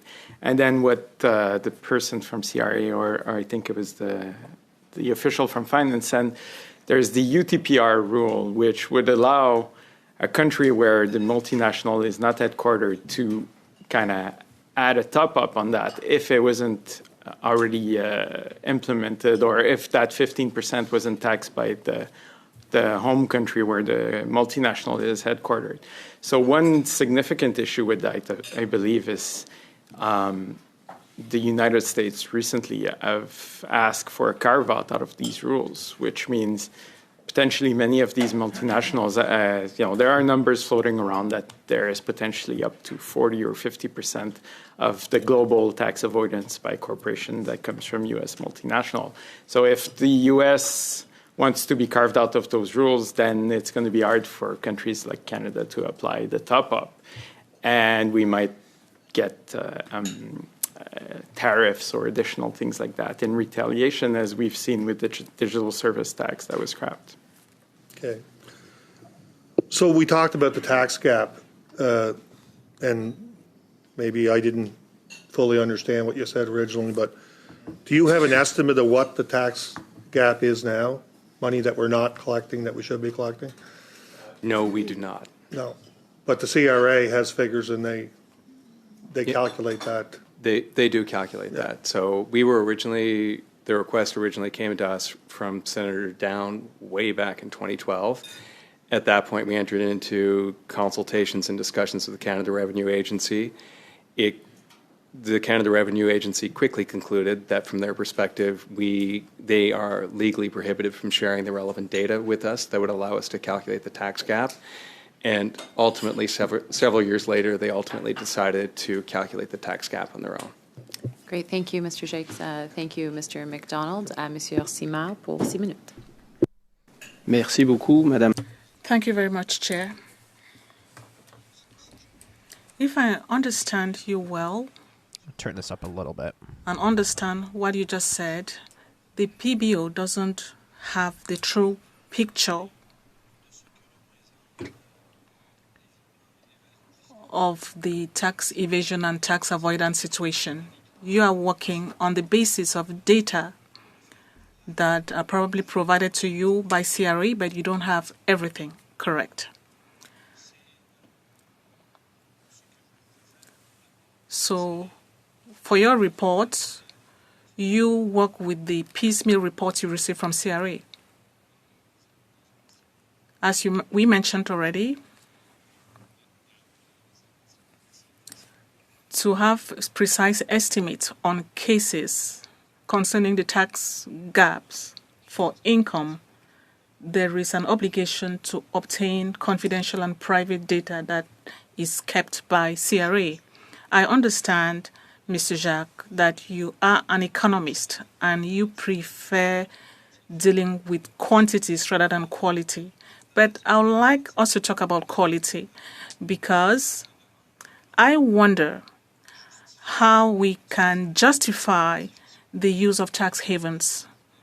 Maybe you heard the Prime Minister already say that the use of tax havens does not necessarily mean people want to engage in tax avoidance, that they can still pay their taxes. But I would like to understand, first of all, is it true that a corporation can use tax havens for purposes of competitiveness? I think it's important to identify the differences between evasion and tax planning. I imagine that in this context, it is fair, it's not against the law to have a very complex tax plan at the same time while being compliant with the law. But I'm not a lawyer. I understand. But we're just talking. We're both talking. I don't want to push you into anything, but I felt that it was strange. If I'm using a tax haven, my objective is to reap some financial benefit. I'm not doing it out of leisure. It's not necessarily a business strategy because I'm seeking to be competitive.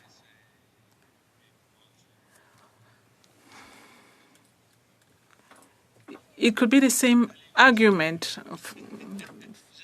for other things.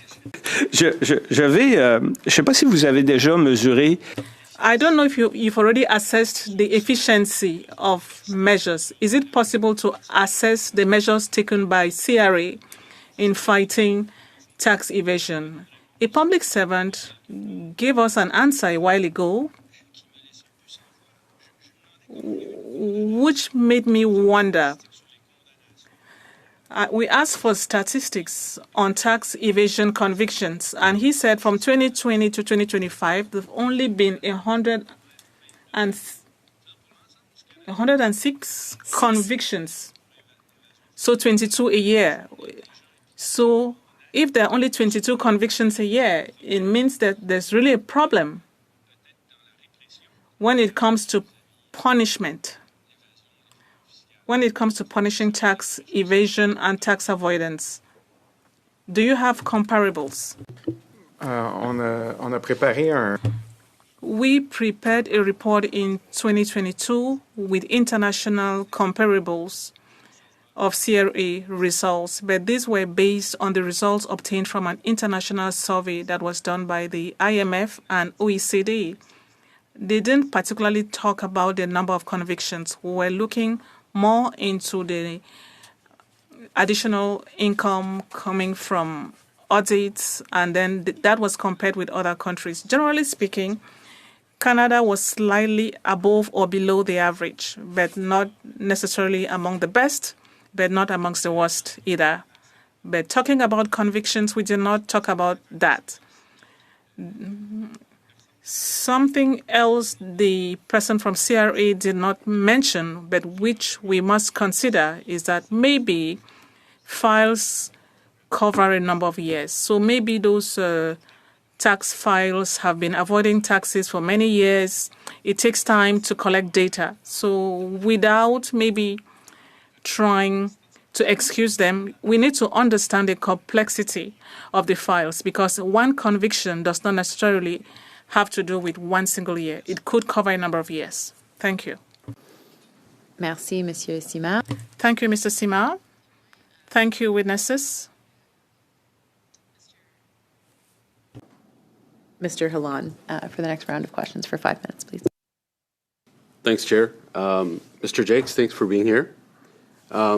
Would you agree that the industrial carbon tax adds a cost down the line, down the value chain, which ultimately adds a cost that the consumer at the end has to pay?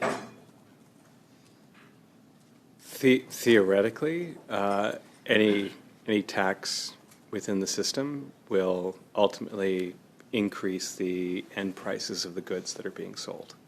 Thank you. So, for example, steel, the industrial carbon tax, if there's an increase in the cost to that, it would cost more to... Mr. Halan, is this going towards the Absolutely. tax havens? Yeah. Thank you. It would... So in the case of steel, industrial carbon tax goes up in price, which means the vehicles that transfer the food or the farmers who buy, let's say, a farming equipment, that goes up in cost. That doesn't necessarily show up in a grocery bill, but it does increase the cost, and at the end, a consumer could pay the increased cost along the value chain, correct? We haven't recently studied this issue, and before I respond to that question, I'm happy to go back to my theoretical response. Before I respond to the actual question, the concrete question, I want to go back and actually conduct a bit of analysis on the issue. That'd be great. Because everyone is aware, carbon pricing, while it is one of the most effective ways of reducing greenhouse gas emissions, it is very complex in terms of the pricing, the application to goods, as well as the rebate system and other offsets. Okay, I just have one more question based on that. When we see the rising price of groceries everywhere right now, and we've established that any input costs to, let's say, farm equipment, ultimately, when the farmer goes to grow our food, it would increase that cost, and the person who's shipping that food to the grocery store, it would increase their cost if they're buying a truck. Mr. Halan, I do have to ask, is this related to tax havens? Yeah, I'll get there. At the end of the day, when any Canadian goes to buy groceries, there's not necessarily a line item that says industrial carbon tax, but there is a cost that increases on Canadians' everyday buying, correct, at the grocery store? Again, theoretically and in isolation, that might be the case. I would go back. I read through, as I'm sure most people in this room did, the statement from the Governor of the Bank of Canada with respect to his economic update this morning. And he pointed out the fact that within the economy, there are very complex factors that actually hit the bottom lines of households, one of them being the exchange rate, the other one being import propensities. So it's important to look at everything together.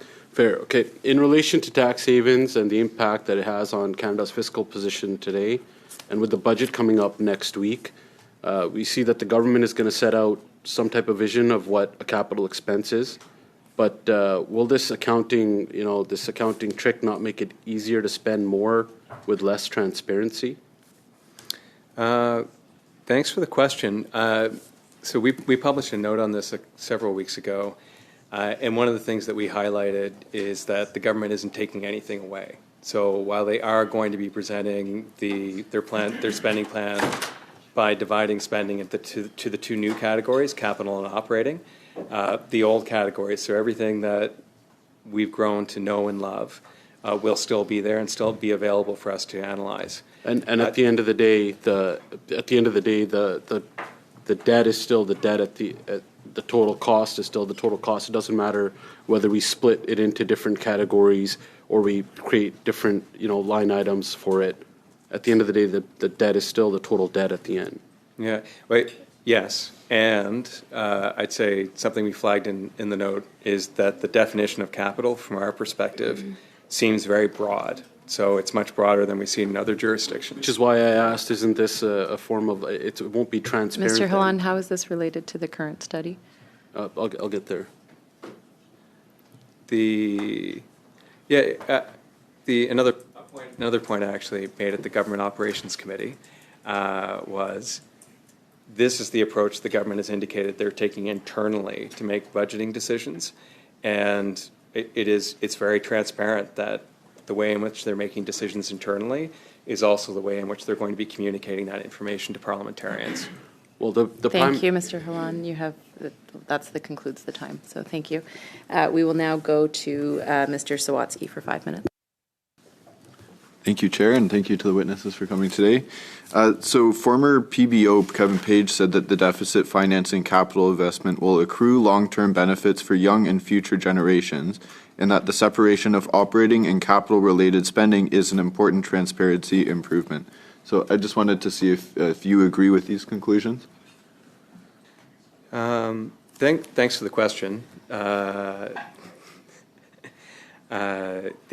would say the Government of Canada already has 3 pre-existing systems for splitting operating and capital. It's wonderful that they come up with a 4th system for presenting operating and capital to parliamentarians. Certainly from our perspective, the conclusion that we've reached is the new system, and especially the definitions around capital, are very broad. So potentially, I guess it remains to be seen, and we'll see on November 4th and November 5th, whether from a parliamentary perspective, when parliamentarians looking at the budget feel the same way that Mr. Page does. Thank you. And coming back to the taxes, I was just curious of what measures would you suggest going further to ensure we are tougher on tax evasion?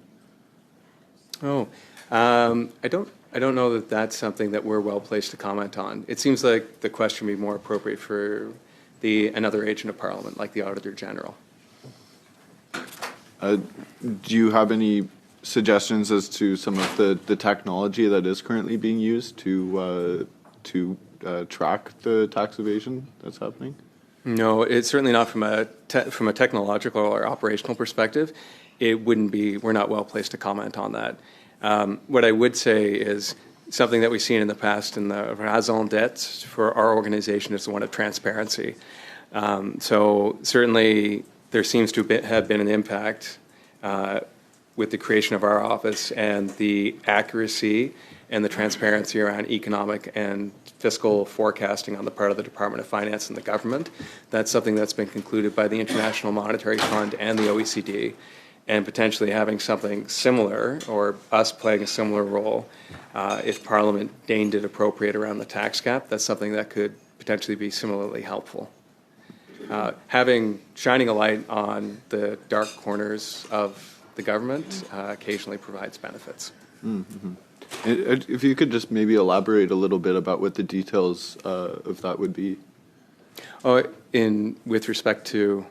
Of just the increasing transparency and all of that sort of thing that you mentioned. I think on the increasing transparency side, I was specifically referring to Bill S-217. So going back to similar, and it's analogous to the role we currently play on the economic and fiscal forecasting side. So the Parliamentary Budget Office has a mandate to undertake this forecasting work that the Department of Finance already does. Some people might argue it's duplication. Certainly, I think many parts of the public service would. Thankfully, the International Monetary Fund and other researchers have concluded that it actually, to have a bit of competition, actually improves transparency and accuracy in the forecasting, and also better serves parliamentarians because it forces both the government and our organization to share additional information with parliamentarians so they have a better understanding of what's going on. And having another external organization playing a similar role around the tax gap, I think, like going back to the question you had, operational question you had regarding interventions, I think it would provide potentially a very good opening for parliamentarians if similar work was being done, whether by us or whether by another organization. Thank you. And for Canadians out there that would just want to know kind of in plain terms about how this would affect their daily lives, what would you say about that? With respect to tax havens, or yeah, essentially, like how does this end up affecting day-to-day life for Canadians?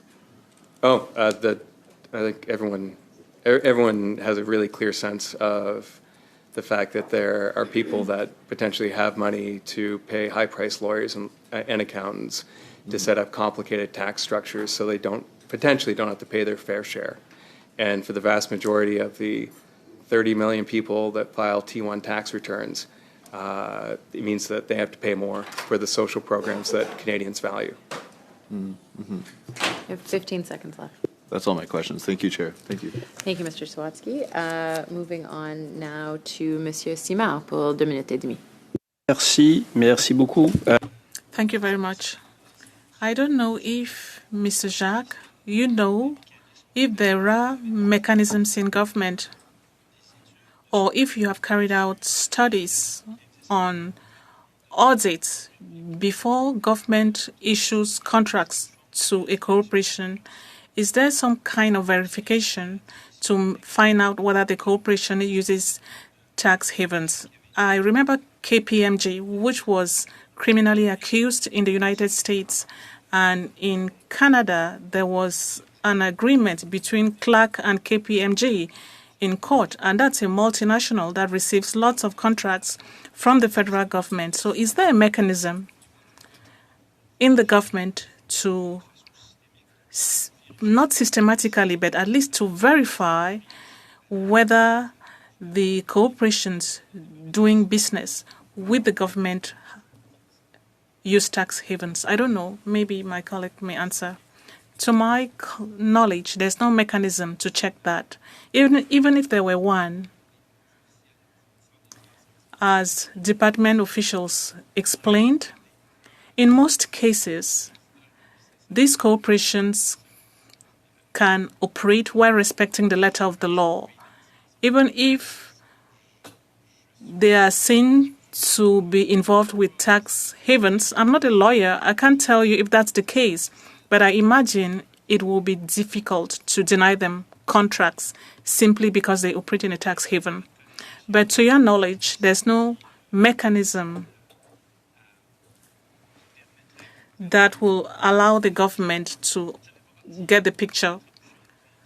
Maybe during issuing contracts, you don't find out if there are such practices used. It's not a criterion. No, we are not experts in procurement. Do you assess government contracts sometimes? Maybe you could analyze them and see if there are abuses. Is that a criterion that the PBO could look into? Very short answer. Unfortunately, we are not experts in procurement. I know that other officials could answer your question. Thank you. Thank you, Mr. Simard. Given that we have about 6 minutes left for committee time, I'm wondering if it's the will of the committee to split that time equally between the Conservatives and the Liberals in the last round? Yeah? Okay, so 3 minutes for you, Ms. Copina. Our report released today called Planned Capital Spending Under Canada's Defence Policy 2025 Update. You outlined new defence expenditures that were not included in your September economic and fiscal outlook. Taking this additional spending into account, what are Canadians now facing in terms of a projected deficit? Well, I think as we mentioned in the September Economic and Fiscal Outlook, one of the major areas of spending which we weren't in a good position to actually provide, around which we weren't in a good position to provide an estimate was the difference. The government's commitment to a 5% NATO commitment. So we were focused on the 2%. The difference between the 2 and the 5%, we didn't, and we continue not to have enough detail at this point. It is, at this juncture, it's unclear how much of the additional spending will overlap with other areas of spending. But suffice it to say, I think going back to the testimony that I offered at the Government Operations Committee, it would be tens of billions of dollars of additional spending. But what does that do to the projected deficit then? Do you have it would increase the deficit. Do you have a rough estimate in terms of a number? I do not. If you wait, we're planning on publishing after the budget, about 10 days after the budget, we'll be publishing a budget issues note, and at that point, we'll be in a good position to provide you with a number. Okay, so right now, you just mentioned tens of billions of dollars of additional spending, meaning most likely going straight into the deficit. If the government refuses to rein in spending, then what are the intergenerational consequences? Are we effectively passing today's bills to our children? Well, from an intergenerational perspective, it depends on how the deficits are financed or what the deficits look like, because of course what we published in September was a baseline, and we have to wait until November 4th to see how the government responds to that baseline. The government's already indicated that it plans on restraining and potentially cutting spending. It's already announced some additional measures. There could potentially be additional revenue measures that would close the deficit as well. The other point, and I think the other key point is, I think everyone at this point has been sensitized to the idea that the deficits are going to be potentially substantial for the next 2 to 3 years. The real question, and the question that I've raised, is what happens in years 3, 4, and 5. So the highlighting the debt to GDP ratio and the path of the debt to GDP ratio, the concerning aspect of it was that in the outer years, it continued to increase. So the economy was not growing fast enough to actually pay for the growth in debt, outstanding debt. Thank you, Mr. stock. Jakes. That concludes that time period for there. Sorry, it was 3 minutes. We'll go back to Mr. Turnbull for the final 3 minutes of this session. Mr. Jakes, thanks for being here. As acting PBO, I would assume you have a lot of respect for former PBOs like Yves Giroux and Kevin Page. Here we go. Quote the former PBO. Okay, great. Kevin and I are close personal friends. That's great. Yeah. That's great. So I figured as much. And I know that you're new to your role, but both the former PBOs, after your appearance at the OGO committee, had some words to say about your testimony. Yves Giroux said that your comments were somewhat premature. Kevin Page said the language that you used isn't typical for someone in a nonpartisan role. Kevin Page also said, well, I think the language from the current Parliamentary Budget Officer, Mr. Jacques, is just wrong, and he should walk that back, quite frankly. He should tell people that our fiscal situation is sustainable. I noticed in your opening remarks you said you were learning to avoid adjectives, and I just wondered if you had any regrets about the kind of emotionally charged language that you used. Madam Chair, point of order. A while ago, my colleague raised a point of order telling the Conservative colleague that we need to talk about tax avoidance and not the carbon tax. I don't think the objective of the committee is to put Mr. Jacques on trial. I am uncomfortable. Let me conclude.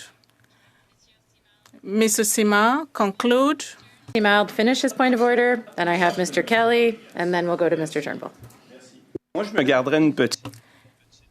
I'm uncomfortable. There's a custom here where we do not tarnish the reputation of officials that appear here to answer questions.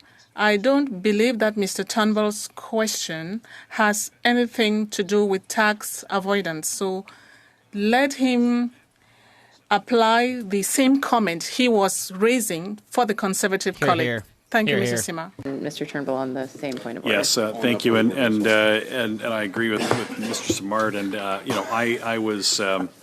I had argued and that latitude is typically allowed when there's an officer of Parliament, but I can't help but note, Chair, that you 3 times interrupted Mr. Holland to steer him toward what you thought might be a little bit more relevant testimony. I would hope that that standard would be held with Mr. Turnbull, and you'll maybe rein him in and get him on topic if there is, in fact, any time left, and it doesn't look like there is. So, Okay, thank you, Mr. Kelly. Mr. Turnbull? Well, it's interesting that the latitude that the members opposite asked for in this committee, which I would suggest that Mr. Kelly made some effort to bump himself back into the lane of relevance, but Mr. Holland made no effort to do that despite being asked by you many times. So you open the door and you don't want the rules to apply equally to other members in this committee.